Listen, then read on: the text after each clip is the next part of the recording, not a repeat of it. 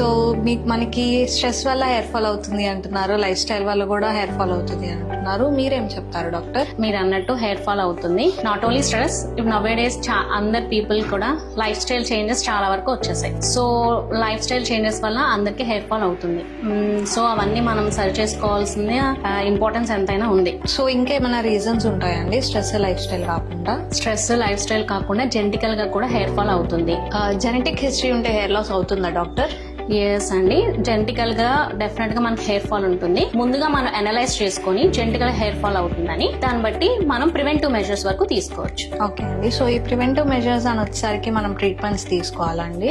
అవునండి, prevention is better than cure కాబట్టి analyse చేసుకుంటే ట్రీట్మెంట్స్ తీసుకోవచ్చు. దానికి సంబంధించి అడ్వాన్స్ ట్రీట్మెంట్స్ ఉన్నాయి మన ట్రైకాలజీలో. ప్రివెంటివ్ మెజర్స్ అన్నారు కదా డాక్టర్, అవి ఏంటో కొంచెం చెప్తారా? అవునండి, ప్రివెంటివ్ మెజర్స్ లో మనకి 3 టైప్స్ ఆఫ్ ట్రీట్మెంట్స్ ఉన్నాయి. ఫస్ట్ వచ్చేసి అడ్వాన్స్ జెల్ PRP, నెక్స్ట్ వచ్చి రీజన్ Pro9, నెక్స్ట్ ట్రీట్మెంట్ వచ్చేసి Stemex 27 Pro.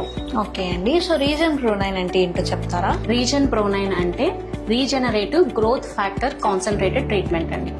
Advance gel PRP కి రీజన్ Pro9 కి డిఫరెన్స్ ఏంటో చెప్తారా డాక్టర్? ఎస్ అండి, అడ్వాన్స్ జెల్ PRP లో మనకి 2 టైప్స్ ఆఫ్ గ్రోత్ ఫ్యాక్టర్స్ ఉంటాయి, వేరస్ రీజన్ Pro9 లో మనకి concentrated 5 types of growth factors అనేవి ఉంటాయి.